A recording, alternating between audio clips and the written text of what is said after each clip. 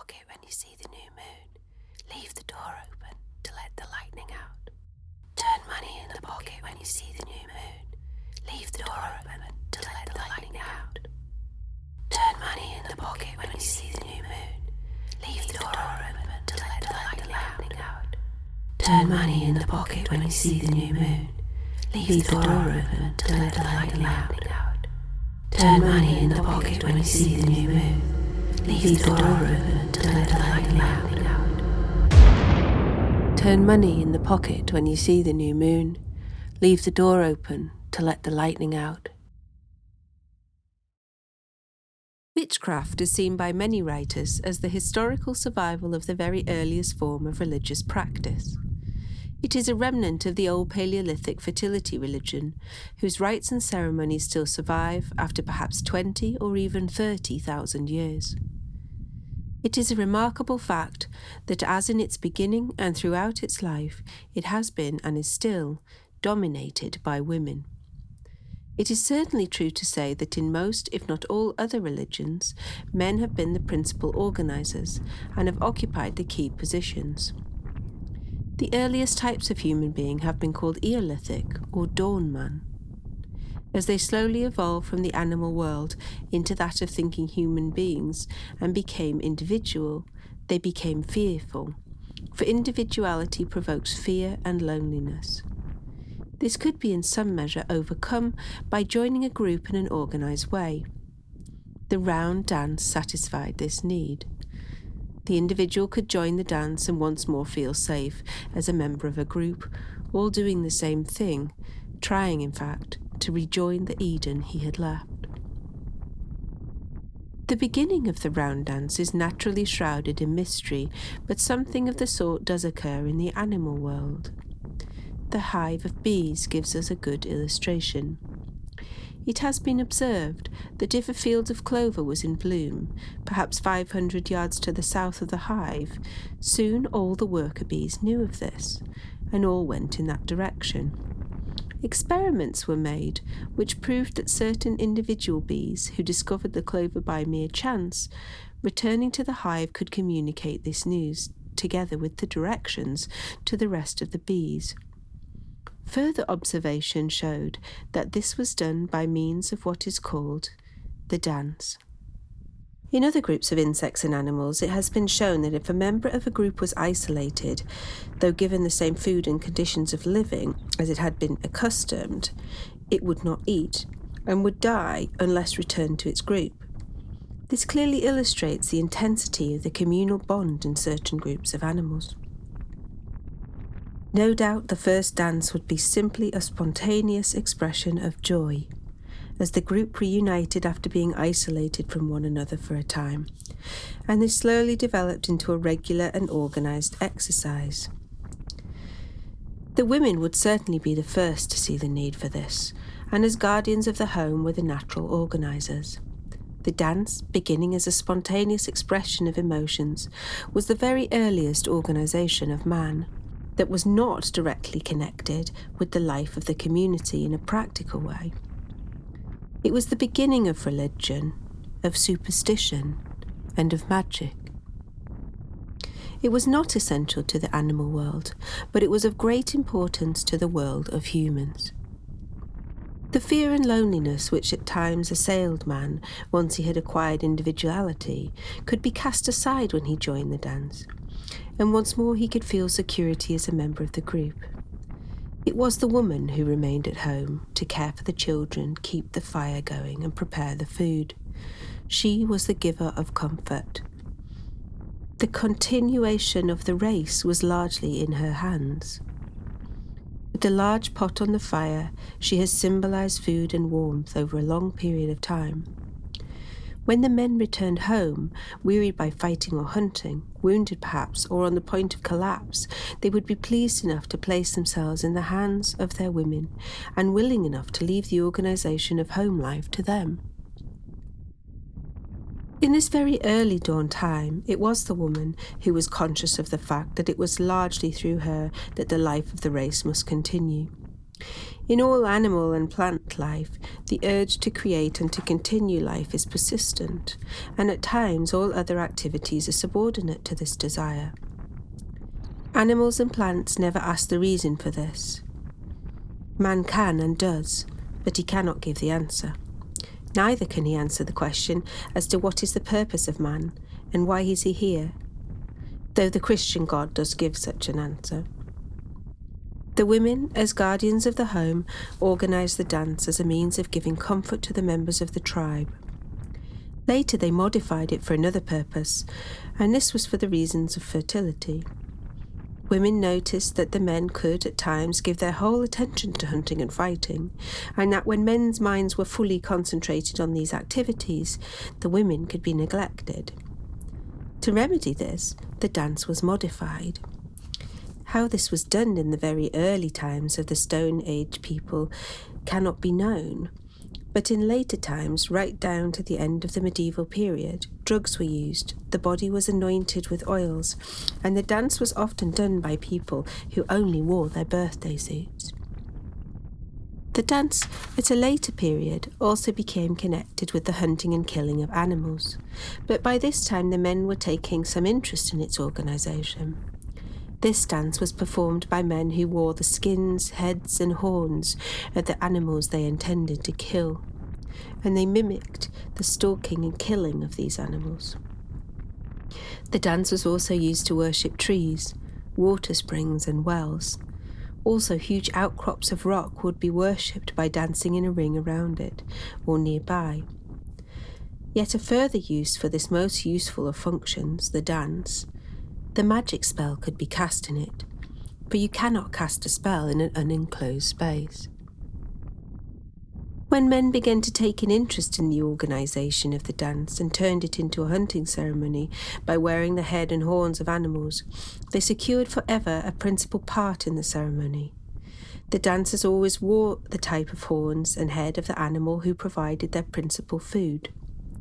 One of the men, more outstanding than the rest, became the horned god, and thus began a religion, if it can be called a religion, which lasted for thousands of years, and the remnant of which we still have with us today and know as witchcraft. But though the god was personified by man, witchcraft has always been dominated by women. From this dance sprang the witch coven of 13, 12 witches and the horned god.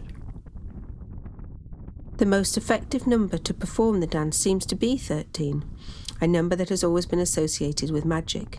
The Knights of the Round Table, the 12 jurymen and judge, the cricket and football teams of 11 players, scorer and umpire are a few examples of its use, and the number could be repeated indefinitely in connection with groups or people who join together for a purpose. One asks the question, why is this number so suitable? It is thought by some writers that the ancient had knowledge of electricity, and in witchcraft something of the sort is recognised. The character of man is positive and aggressive, that of the female negative or passive, and there can be no doubt of the attraction of one for the other. The sun is positive or male and the moon negative or female.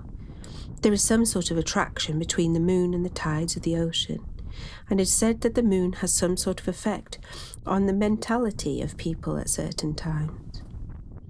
If there is someone in the ring of 13 dancers who has the power to transmit suggestions, the setup for the pure is perfect, with hands all clasped tightly together.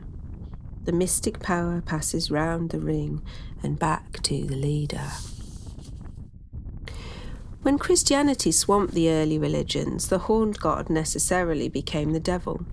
But long before the Christian religion appeared in the world as we know it, other well-organised religions had challenged this old organisation and had incorporated it in their systems.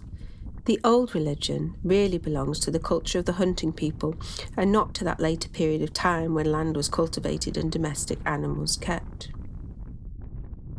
In Egypt it was joined with other religions and they reached its apex, for it was there under favourable climatic conditions that land was first cultivated.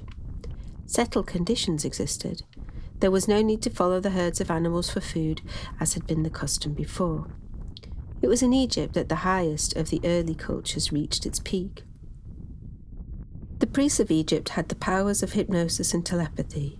It is possible that this knowledge had been passed down from very remote times, for some writers think that Dawn Age man, in gaining powers of logic and reasoning, had lost that mysterious telephonic means of communication with his fellow beings that many animals seem to possess. It is equally fairly certain that the means of communication between people over long distances has never been completely lost, and it is possible that the old religions kept this secret. It would be a rash statement to say that this does not exist in the world today. The explanation of this is a baffling problem, of which there appears to be no reasonable explanation. Could it be a survival of the instinctive telepathy of the world?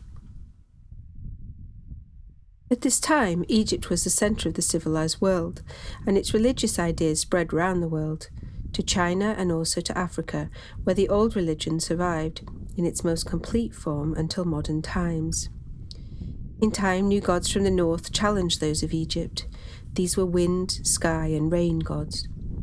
During the time of the Roman Empire, the gods were many and various, but the horned god could still be seen.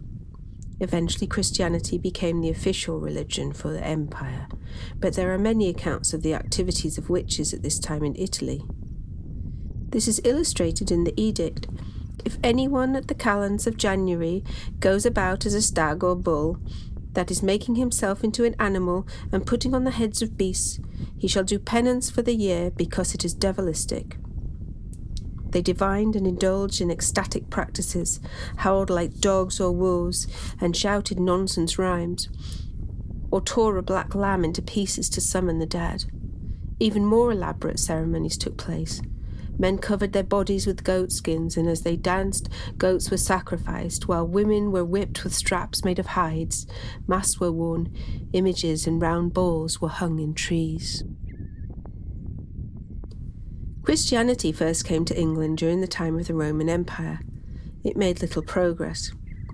When the Anglo-Saxon colonisation of England was complete, they embraced Christianity, but after the Danish invasions of the 9th century, the land returned to paganism. The horned god and witch cult carried on quite happily during this period, though they had plenty of other gods for company. However, with the conversion of the Danes to Christianity, and later when William of Normandy had conquered the country, Christianity became firmly established as far as the ruling class were concerned. With the village people it was quite a different story.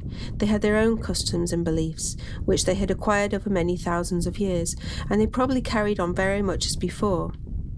During the 200 or 300 years after King William's conquest, no one of any importance took much interest in what these lowly peasants thought or did, as long as they performed the tasks set by their masters.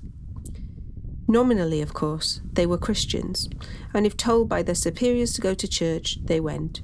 They could neither read nor write, and what vicars, curates, or priests they had were, in a lot of cases, nearly as ignorant. Cases were reported of priests actively taking part in the ring dance with the witches. The leaders of the church became increasingly aware of this, but at first could do little. They knew that as far as many of the ordinary village people were concerned, paganism had never been extinguished. And they also knew that the church was not strong enough to do this. However, by the 14th century, the church leaders felt that they had now reached a position where they could deal a death blow at the old religion. The horned god, who had been in a similar position before, must have felt uneasy. The great prosecution of the witches began somewhere about this time, and increased in violence as time went on. What had been regarded as a pagan survival was to be seen now as direct antagonism to God by the devil. During the next 3 centuries, many thousands of people were tortured and burnt at the stake in England, and in Europe many millions. Witchcraft had to go underground, yet it still survived. The old customs were not easily killed off, and the oppressed peasant knew how to keep a secret. Unjust persecutions were no new thing to him. He had known thousands of years' oppression. At the witch trials, the tortured victims readily admitted to consorting with the horn god, or as he was now known, the devil.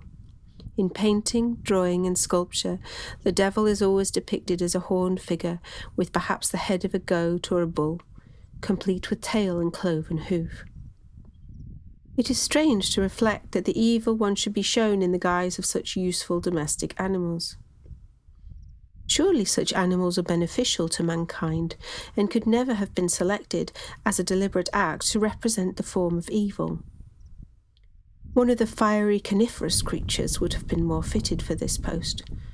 The wolf, perhaps, most suitable. The horn god fell heir to this position by the force of circumstance.